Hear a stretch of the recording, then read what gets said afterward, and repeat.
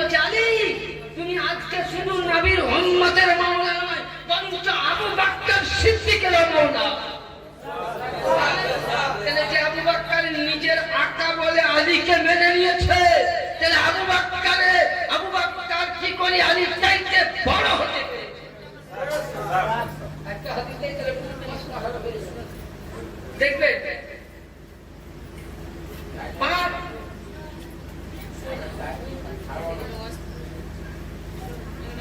আপনি ধরুন 16 লক্ষ টাকা দিয়ে গাড়ি কিনবেন, কথাটা বুঝলেন?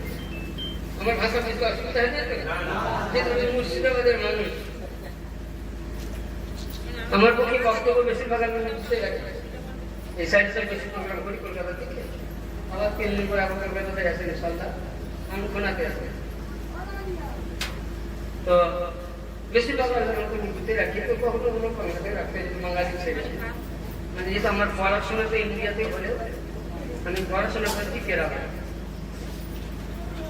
যেটা মানে ভারতের সবথেকে উচ্চ শিক্ষা মান এবং বড় মান।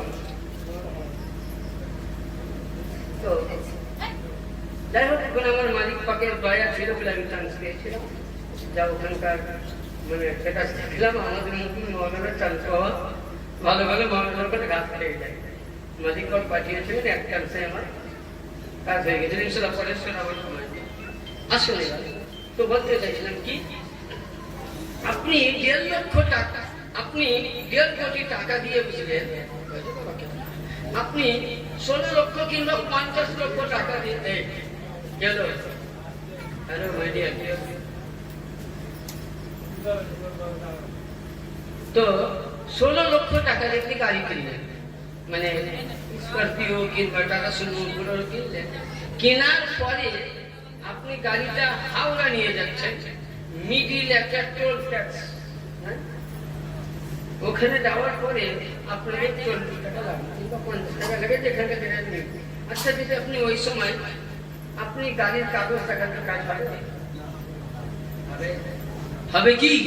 যদি বলেন হবে, আমি সুন্দর আপনাকে দলিল দিচ্ছি আলীকে, আর এর থেকে আলী বেশি বেশি তখন আগে বলো, তখন আমি অন্য দিকে এটা লাস্ট দলিল। আচ্ছা, তো 16 লাখ টাকায় গাড়ি কিনলেন, আপনি টোল ট্যাক্সে গেলেন, কাগজ দেখালেন,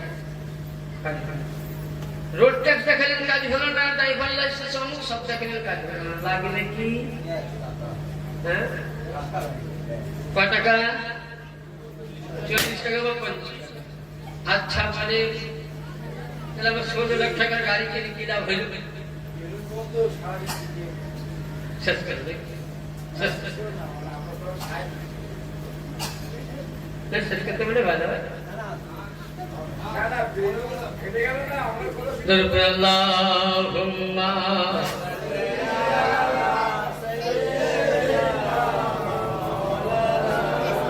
ज़माना दीवाना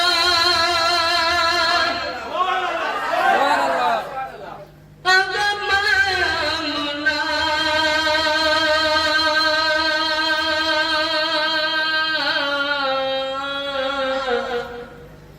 हमारे लाने नहीं तलवा तलवा ज़माना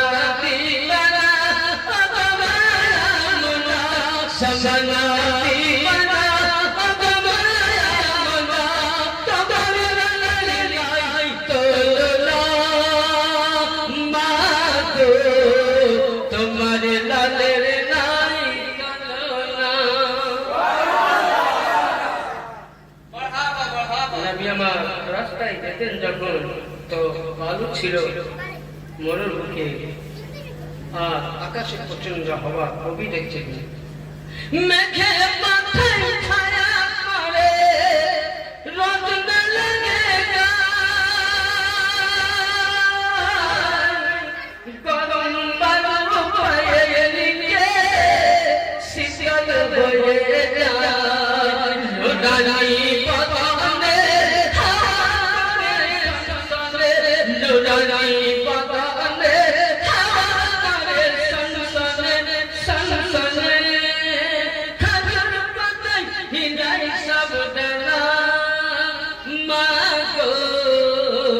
তোমার লালের নাই তুলনা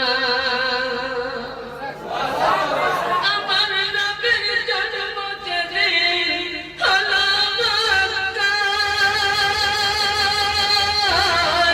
শুকনো গাছে ফুল ফুটেল মরুর সাহারায় মাথা নত করে আল্লাহরই দরবারে মাথা নত করে আল্লাহরই দরবারে উম্মতেরই জানাই শুভ কামনা কামনা তোমার নাই তুলনা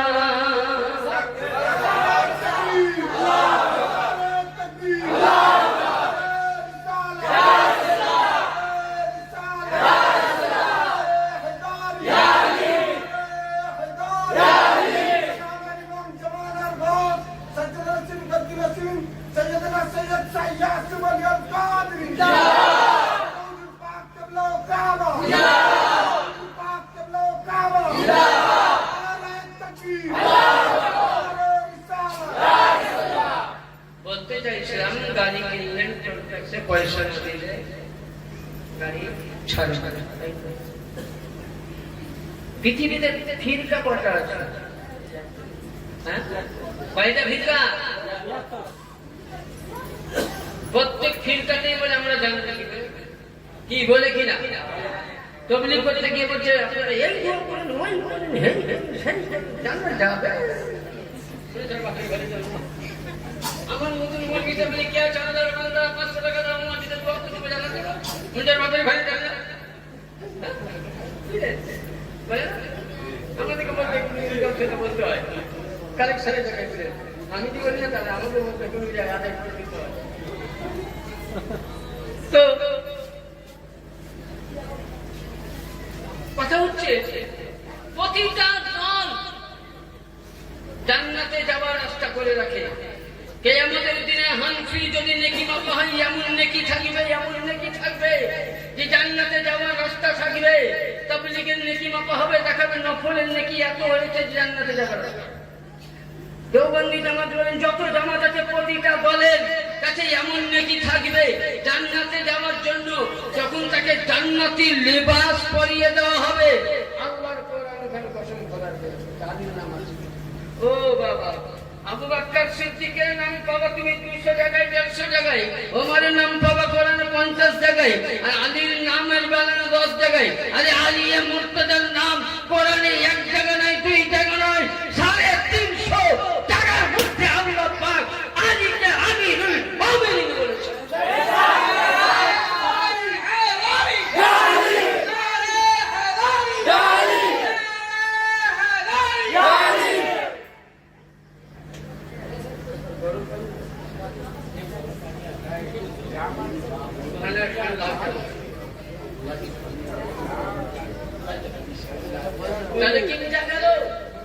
কোরআনে পাকের মধ্যে মৌলা আলীর নাম 350 জায়গায় আছে।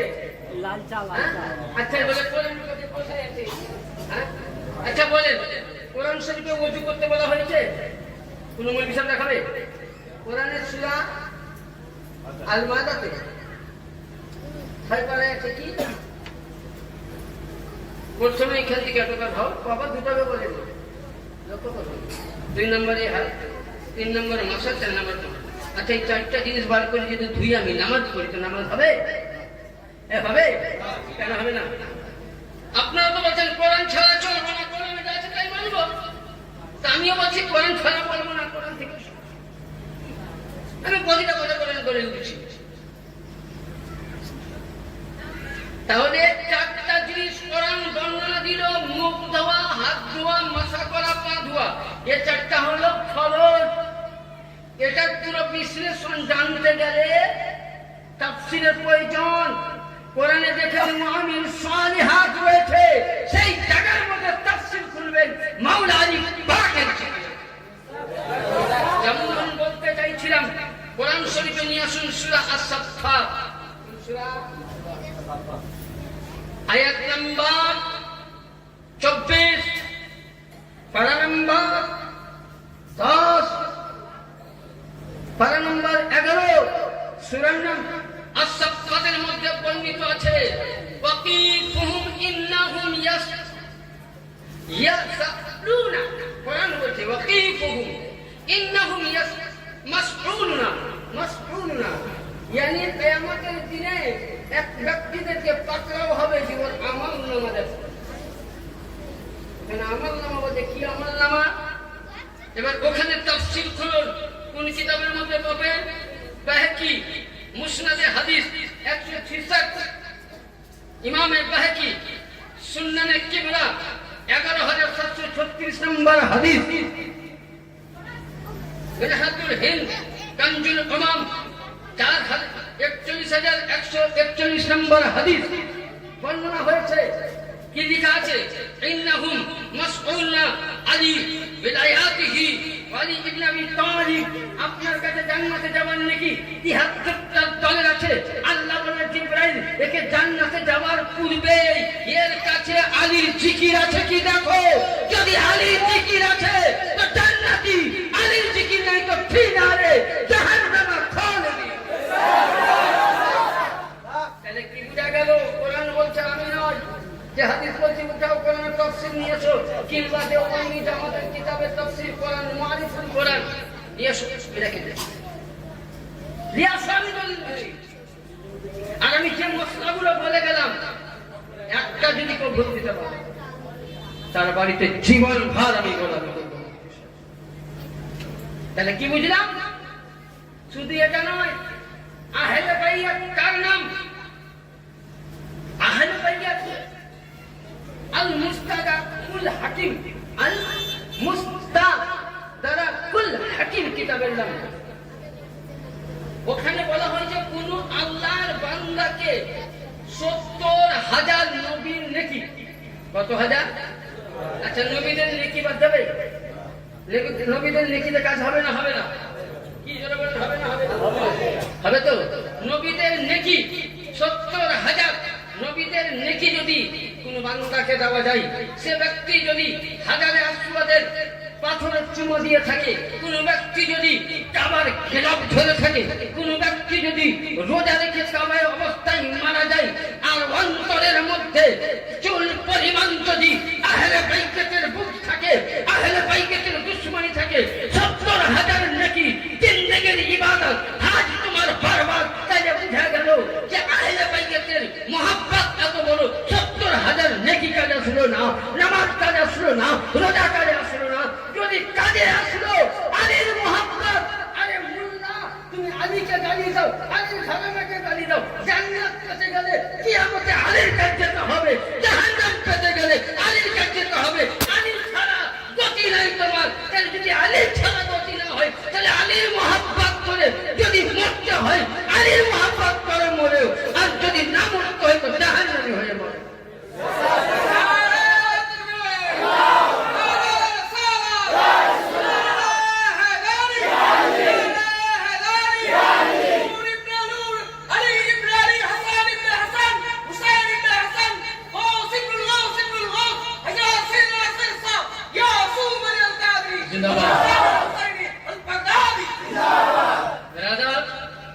তাহলে 70,000 নবীদের নেকি কাজে লাগলো না ওই সময়।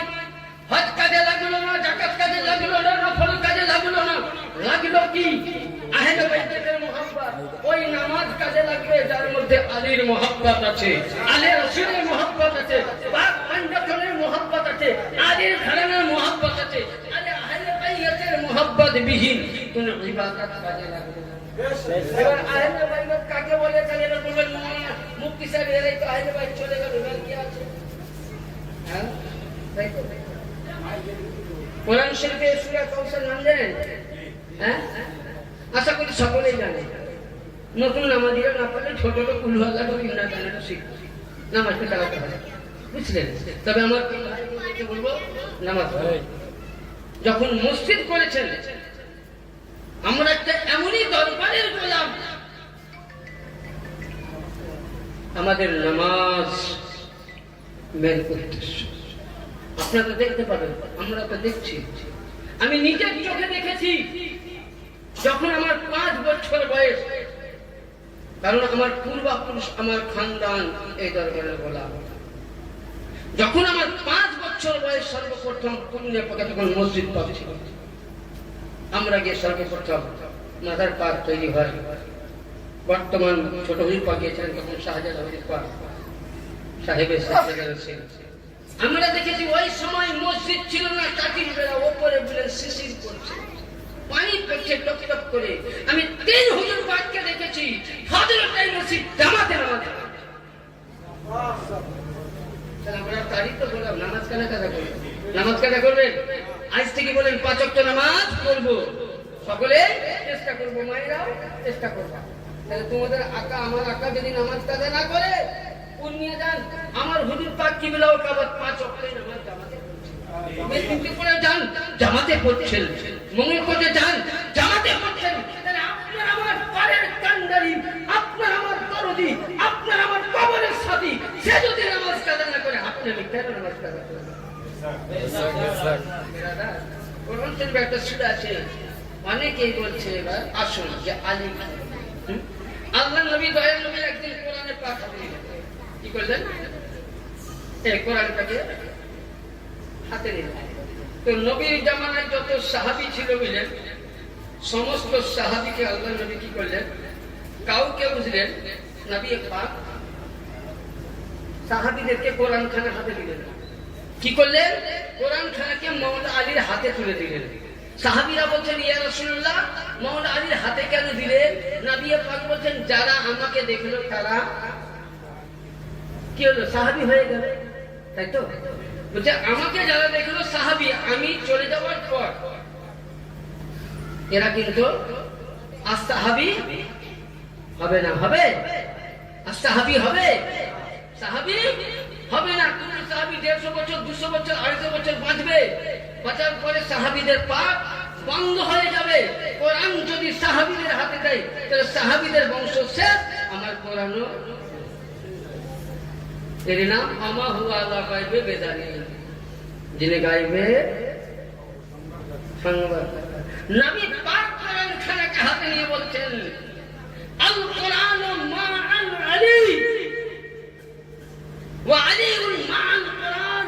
এ আলী, তোমার হাতে কোরআন এই কারণে তুলে দিলাম যে কাল কিয়ামত অবধি তোমার ঘরানা জিন্দা থাকবে, তোমার আওলাদ জিন্দা থাকবে, আল্লাহর কোরআন জিন্দা থাকবে। নবীর নবুয়ত শেষ, আলীর বেলায়েত শেষ, ইসলামে যত মোর্চা না পড়ে, তাই তোমার সঙ্গে ফাতেমার বিয়ে দিয়ে 2টি সন্তান আসবে, ইমামে হাসান, ইমামে হোসেন, জাইনুল আবেদিন, ইমামে বাকির, ইমামে জাফর, ইমামে সাদিক, ইমামে মুসা কাযিম, ইমামে মুসাদ্দিদ, ইমামে আলী রাজা, ইমামে হাসান আসকারি, ইমামে মাহদি। এই 12 ইমাম থেকে 2 ইমামের সরদার, ইমামে হাসানের পাক, ইমামে হোসেনের পাক, 2 সন্তান থেকে আওলাদ আসবে। yani নবীর নবুয়ত বন্ধ, আলী তোমার বেলায়েত চালু। yani নবী তোমাকে কাদিরে খুনে বলেছিলেন মান কুনতা মাওলাহু ফাহাদা আলীউল মাওলা, আমি যতটা জিনিসের রাষ্ট্রের মালিক ছিলাম আলী তোমাকে করে দিলাম। yani কোরআন তোমাকে দিলাম, ইসলাম তোমার হাতে দিলাম, সব কিছুই তোমার হাতে দিলাম। তোমার আওলাদ কিয়ামত অবধি আসবে, কোরআন কিয়ামত অবধি জীবিত থাকবে।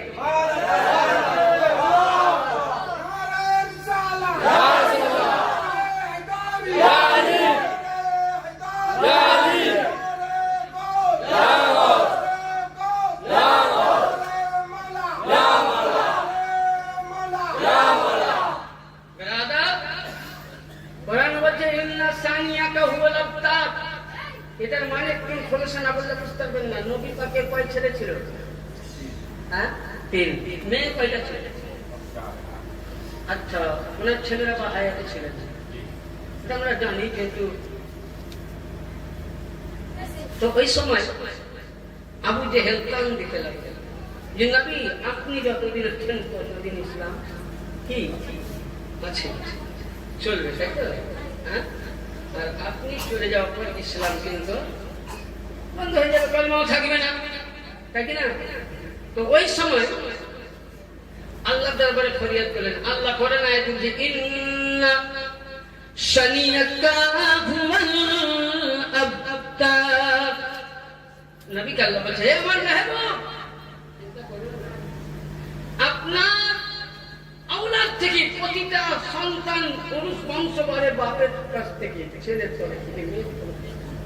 আর আপনার আওলাদ বাড়বে আপনার মেয়ের পেট থেকে, ইয়ানি মেয়ের কাছ থেকে।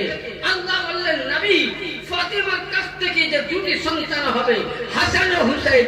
আর এই হাসান ও হুসাইন নবীর ঘরানার যারা হেরে ফেলছে আলে রাসূল যেখানেই থাকবে, এরাই আপনার বেটা, এরাই আপনার আওলাদ, এরাই আপনার সন্তান, এরাই ইসলামকে জিন্দা করবে। তাহলে মাসলা হাল হয়ে গেল ব্রাদার। ইমামে হাসান থেকে সাজদা খুলেন সুবহানাল্লাহ।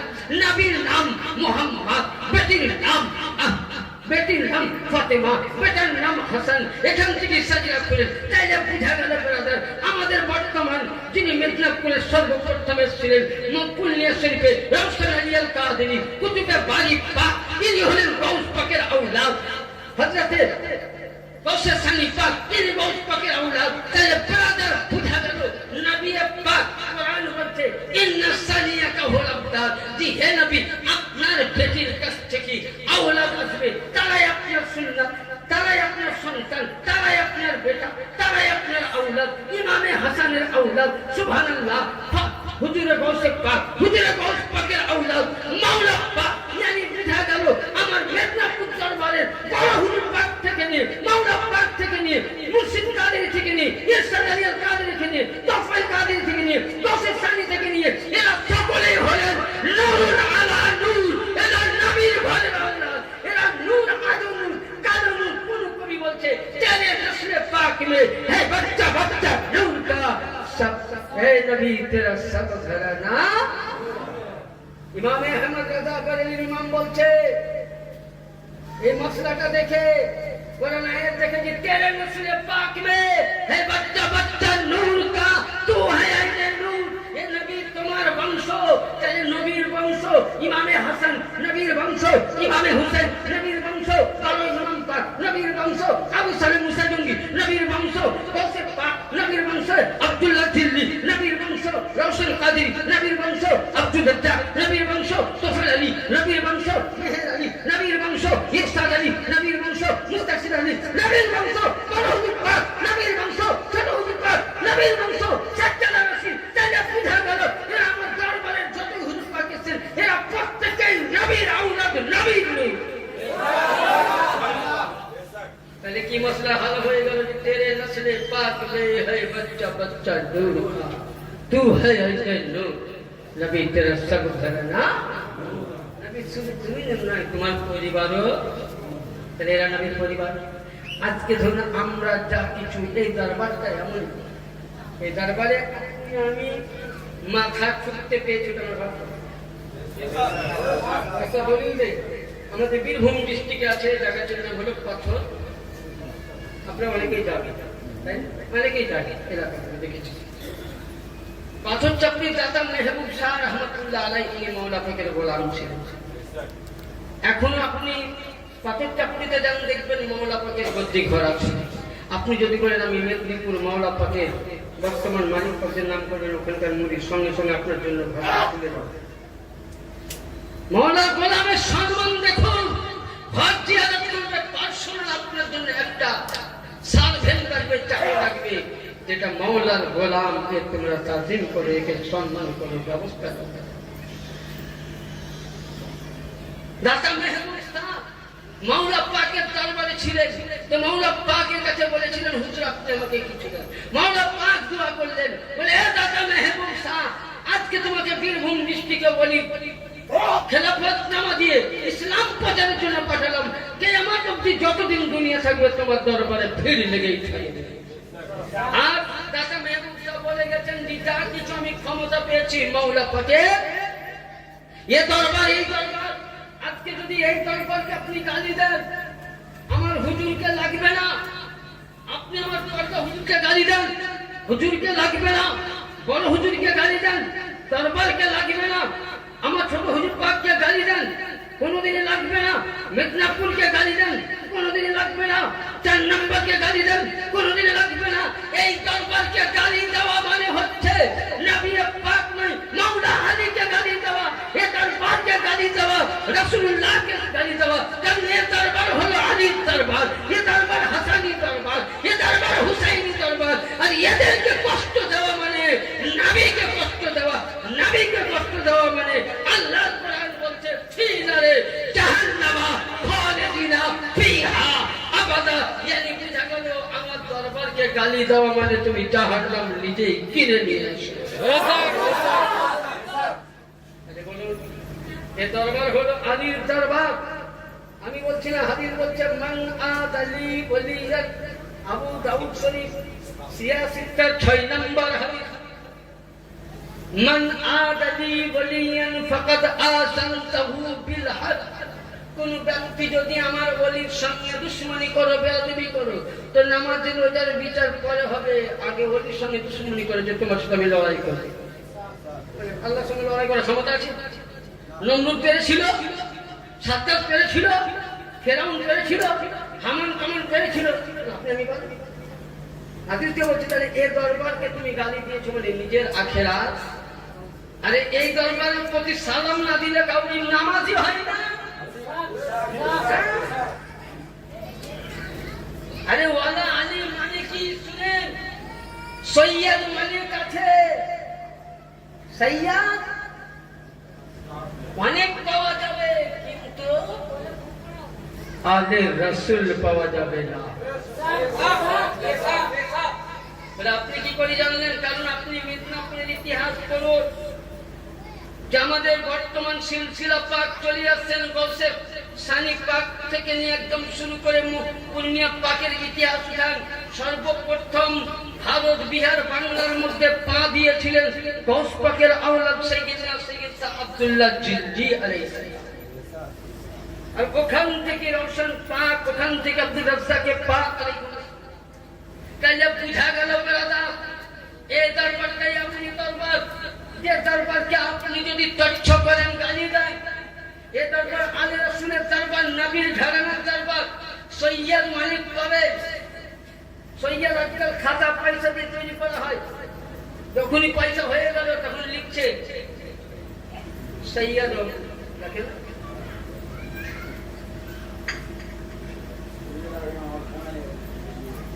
সৈয়দ অমুক লিখছে, কিন্তু সৈয়দ মানে পাওয়া যাবে, কিন্তু নবী আওলাদ পাওয়া যাবে না। পাওয়া যাবে? আল্লাহ পাক কোরআনে কি বললেন? কুল্লা আসফানিকুম আলাইহি আতরাইল্লাল মুআদ্দাদা ফিল কুরবা। হে নবী, আপনার উম্মতকে জানিয়ে দেন যার কি দিয়েছি আমার আহলে বাইতের মুহাব্বত। দেখেন আহলে বাইত কারে সাহাবীরা বললেন ইয়া রাসূলুল্লাহ ওয়াজাবাত লাহু কুরবাতিকা হাউলাই, এ আকা নবী গো, যাদের প্রতি নামাজের মধ্যে দরুদ পড়া, সালাম ওয়াজিব করা, মুহাব্বত করা ওয়াজিব, তারা কি? নবী বলছেন ওয়া গুনাহুমা আলী ও ফাতেমা। হযরত আলী মুশকিল কুশা, ফাতেমা জাহরা, হাসান ও হুসাইন যারা বলেন সুবহানাল্লাহ। এটা জন নবীকে নিয়ে পাঁচজন, আর আমার হুজুর পাক হলে আমাদের আলী। এরা নবীর ঘরানা, yani সৈয়দ মানে হয়। কিন্তু আমি আপনাদেরকে চ্যালেঞ্জ করে গেলাম যে সারা পৃথিবীর মধ্যে যদি নবীর ঘরানা, আলে রাসূলের দরবার, আওলাদে আলীর দরবার, আওলাদে হাসান, আওলাদে হুসাইন, আওলাদে জাইনুল আবেদিনের যদি দরবার খানদান পাক আছে, একমাত্র 4 নম্বর ছাড়া কোন দরবার আলে রাসূলের নয়, আহলে বাইতের নয়। আহলে বাইত হচ্ছে 4 নম্বর পাক।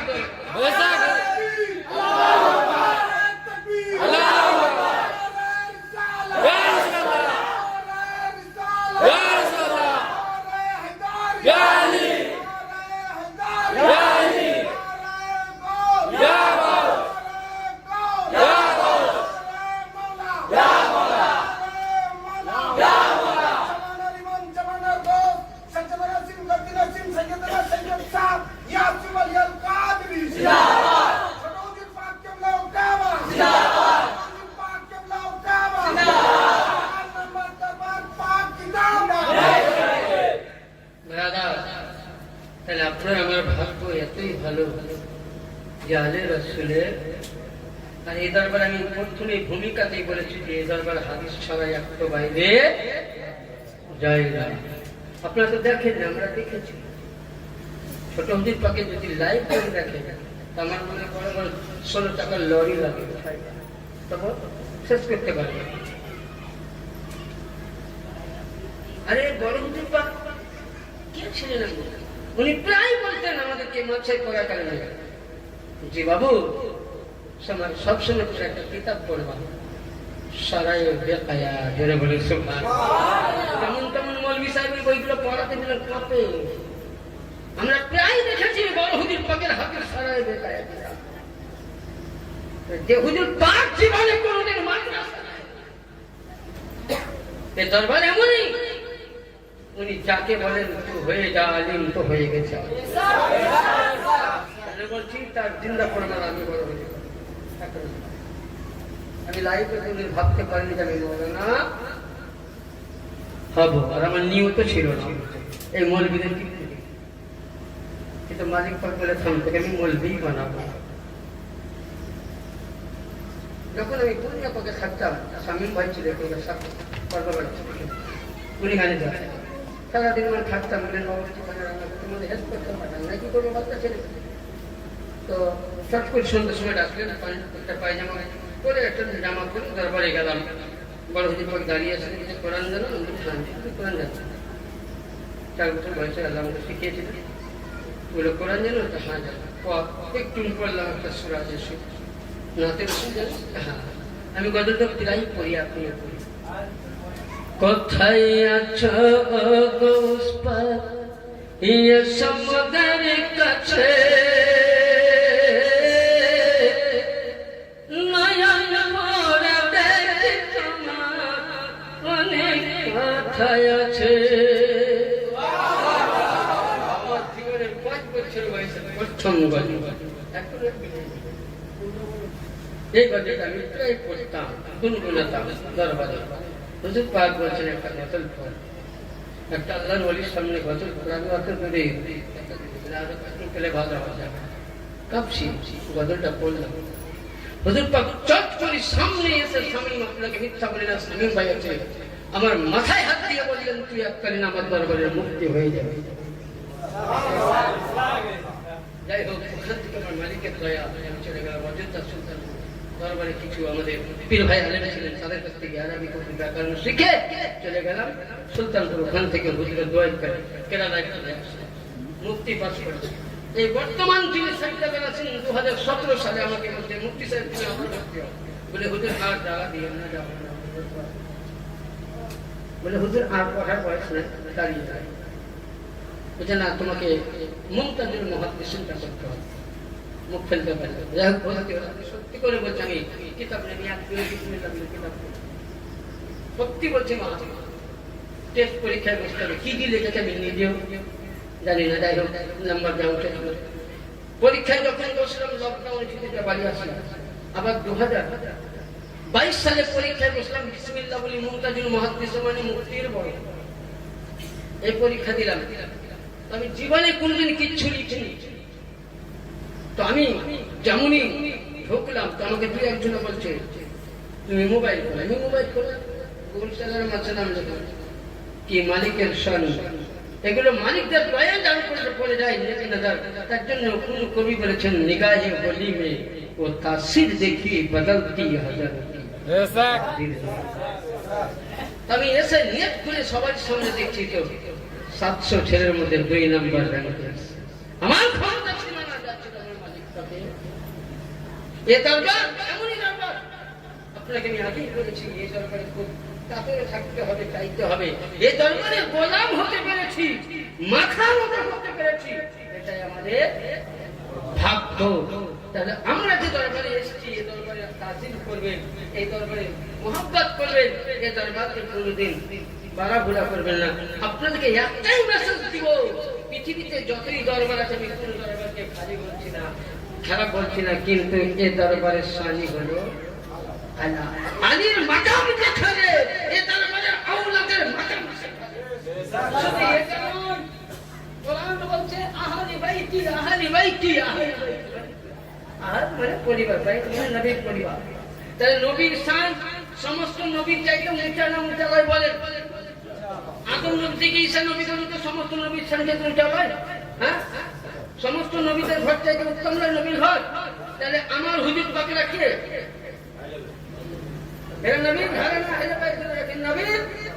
তাহলে নবীর যদি ঘর সমস্ত নবীদের ঘরের চাইতে উত্তম হয়, তাহলে আমার জামানের গৌসে আজমের খানকা পাক আগেকার নবীদের ঘরের চাইতে উত্তম খানকা। ঘরানায়ে হুসাইন ব্রাদার, সকলকে বলবো আমরা যেন আহলে বাইতের গোলামি করতে পারি। ছোট্ট করে গজল কোন লাস্ট একটা উর্দু গজল শুনে শেষ করে দেবো। আল্লাহ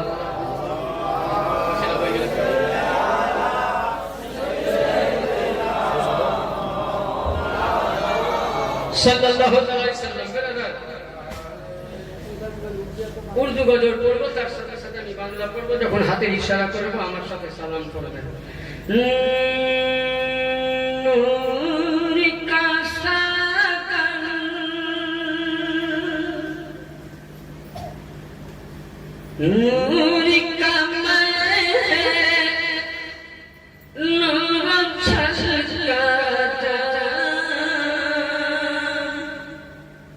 मदीना तुझे सदा, मदीना तुझे सदा, मदीना तुझे सदा, मदीना खुशबू खुशबू मीठा मीठा नूर नबी मदीना तुम्हारी सदा, मदीना मदीना से कोते कोते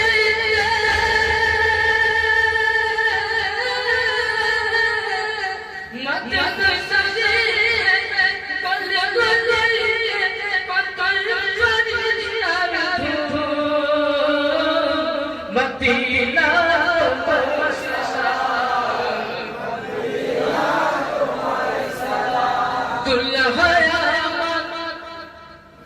नबी मुस्ताफा परती सुन्नी ससमा नबी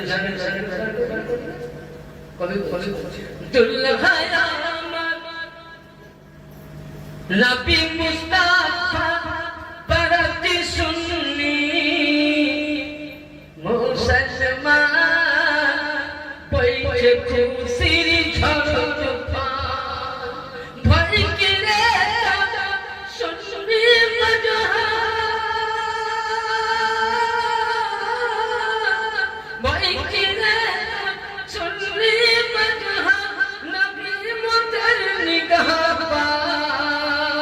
मदीना तुम्हारी सलाम, मदीना रोज़े क़यामत क्या वो सूरज हमको क्या झुलसाएगा, खुद ही डूबा जाएगा, खुद ही डूबा जाएगा।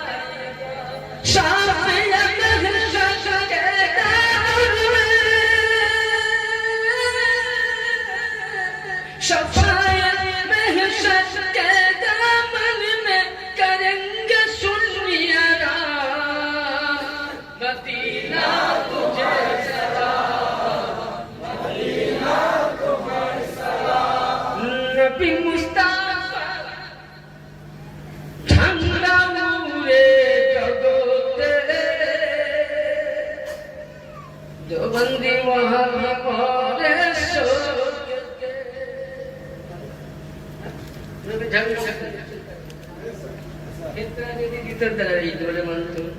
नबी मुस्ताफा ठंडा हुए जगते, अरे तो गिरा अरे सोके, तो गिरा अरे सोके, नबी ठंडा हुए,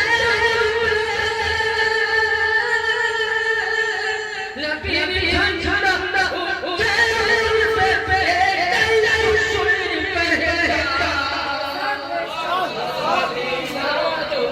सलाम,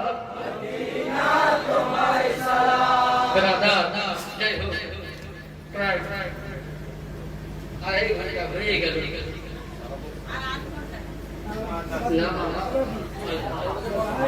কারণ আজকে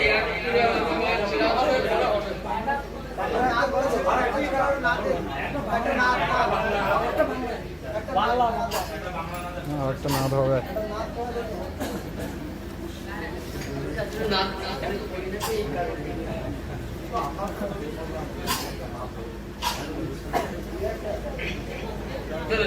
اللهم صل على سيدنا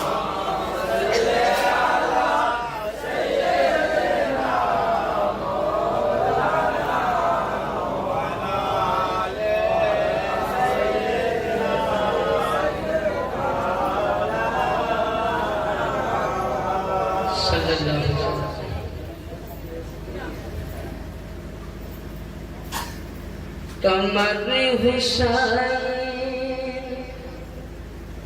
बचाई तेरी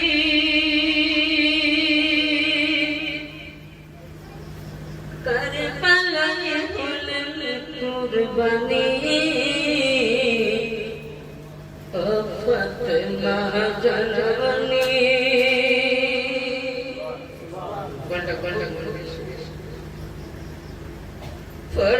তীরে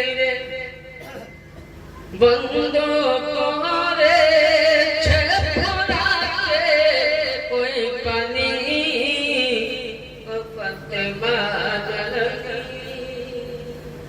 ইমাম খাতুনে মায়ের জালি ছোড়ে মোদি বাবু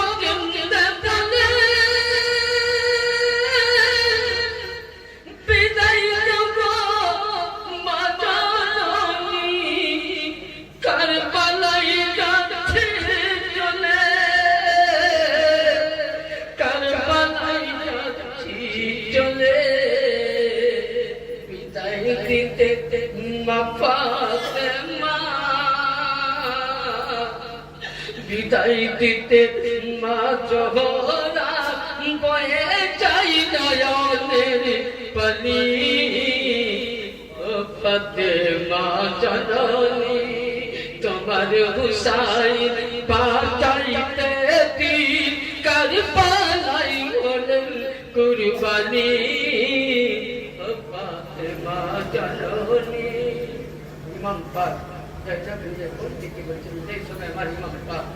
কারবালায় যাবেন সাহারা দেওয়ার জন্য কেউ ছিল না ছিল নবী না ছিল নানা না ছিল সিরিপ ছিলেন তিনার অন্তরের জিগারের টুকরা নয়নের তারা হযরতে জাইনাব সাল্লাল্লাহু ভাইয়ের শহীদের ঘটনা যদি পৃথিবীর মধ্যে সবথেকে কষ্ট পেয়েছেন জাইনাব বিবি জাইনাব কেন্দ্রে বলেন ভাই হুসাইনের তারে মুসিবতে সাদকা দিবে আল্লাহ পাক রহম করে আল্লাহ পাক রহম করে দাও দাস্তা নবী মুস্তাফা পাগড়ি দাও পাগড়ি নবী মুস্তাফা শেরে খোদার তলোয়ার খানি ও ফাতেমা জননী ভাই হুসাইন কেন্দ্রে বলেন বন চাই না বেরি তারে নয়ন ভরে দেখে নাও গো আসব কি না আর ফিরে সন্তান নিজের ভাইকে যদি বলে বল আমি আর আসবো কিনা তুই দেখে সে গনটা হতে পারে আমার ইমাম কারবালার প্রান্তরে জয়নাব ছিলেন বিদায় নিচ্ছিলেন মদিনায় থেকে ইমাম হুসাইন কান্দে বলেন বিবি জয়নাবের তারে নয়ন ভরে দেখে নাও গো আসব কি না আর ফিরে আসব কি মদিনা আর ফিরে দাও দস্তার নবী মুস্তাফা শের কোথার তলোয়ার খানি ও ফাতেমা জননী তলোয়ার চলে খঞ্জর মারে খুনের দরিয়া বয়ে